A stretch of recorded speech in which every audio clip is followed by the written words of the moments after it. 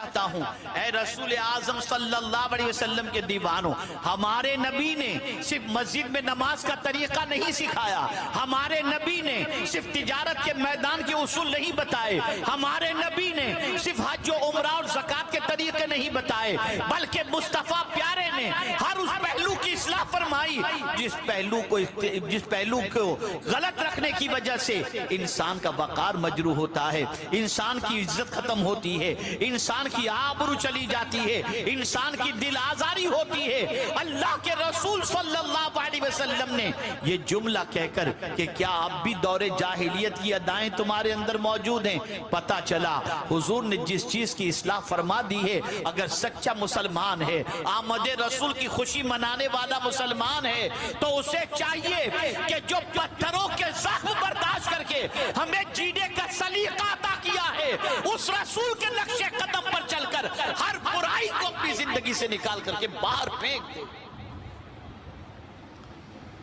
میاں آسان نہیں ہے اصلاح کرنا،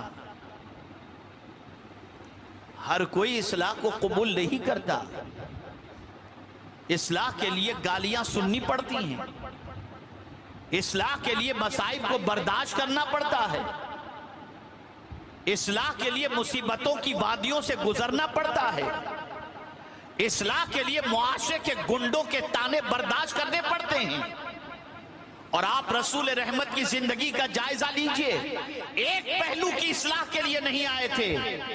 جس زمانے کے اندر عورتوں کو کوئی عزت نہیں تھی، بلکہ قرآن مقدس کے اندر موجود ہے، لوگ اپنے باپ کے مر جانے کے بعد، سوتیلا باپ مر جاتا تو اپنی سوتیلی ماں سے لوگ نکاح کر لیا کرتے تھے۔ یہ دور تھا، بچیوں کو زندہ دفن کیا جاتا، بیویوں کو جوئے میں ہار دیا جاتا، ماں کی کوئی عزت نہیں تھی۔ لیکن یا رسول اللہ، آپ کی عظمتوں پر قربان، ماں کے قدموں میں جنت لا کر کے حضور نے رکھ دی۔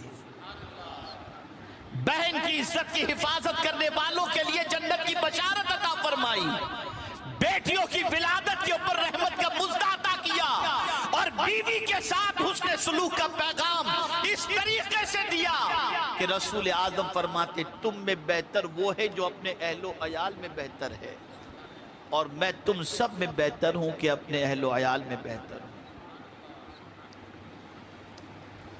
آج پھر وہی بگڑا ہوا معاشرہ جو رسول رحمت صلی اللہ علیہ وسلم کی آمد سے پیشتر کا تھا، اسی طرف آج مسلمان بھاگ رہا ہے، اس لیے کہ تعلیمات نبویہ اور قربانی مصطفیٰ صلی اللہ علیہ وسلم کا احساس مسلمانوں کے سینے سے ختم ہو چکا ہے۔ جن برائیوں سے حضور روکنے کے لیے آئے اور جن برائیوں سے روک کر ایک اچھا معاشرہ تشکیل دیا، آج لوگ اس قربانی کو بھول کر پھر اسی معاشرے کی طرف بڑھ رہے ہیں جو معاشرہ گندگی کا معاشرہ ہے، جو معاشرہ تباہی کا معاشرہ ہے، جو معاشرہ بربادی کا معاشرہ ہے۔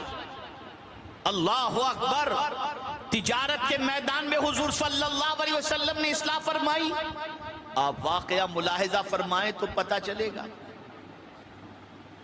جانتے ہیں آپ، منڈی میں حضور تشریف لے گئے، اناج کی منڈی میں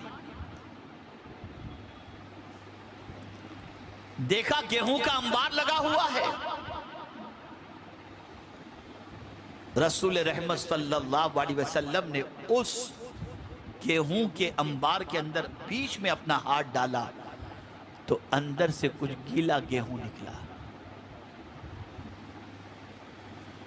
اب آپ سے میں پوچھنا چاہتا ہوں، جو گیلا گیہوں ہوتا ہے وزن میں زیادہ ہو جاتا ہے، سرکار صلی اللہ علیہ وسلم نے اس کے سلسلے میں تنبیہ فرمائی۔ اور جانتے ہو، دھوکہ دینے کے سلسلے میں حضور نے منع فرمایا، ذخیرہ اندوزی کے سلسلے میں حضور نے منع فرمایا، تجارت کرنے کے لیے سرکار نے اصول عطا فرمائے، بلکہ یہاں تک فرما دیا کہ جو تاجر سچائی کے ساتھ، امانت کے ساتھ تجارت کرے گا، قیامت کے دن نبی اور صدیق اور شہید کے ساتھ اٹھایا جائے گا۔ لاؤ کوئی ایسا مصلح جو اس پہلو پر بھی نظر رکھتا ہو اور اس پہلو پر بھی اصلاح کرتا ہو۔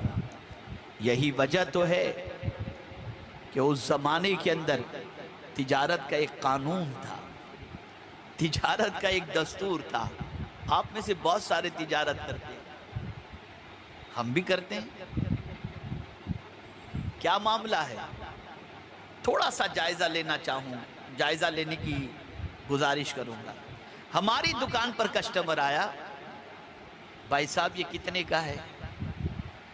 دیکھو یار میری کوسٹنگ میں ایمانداری سے بتاتا ہوں 20 روپے کی ہے، تم 25 روپے دے دو۔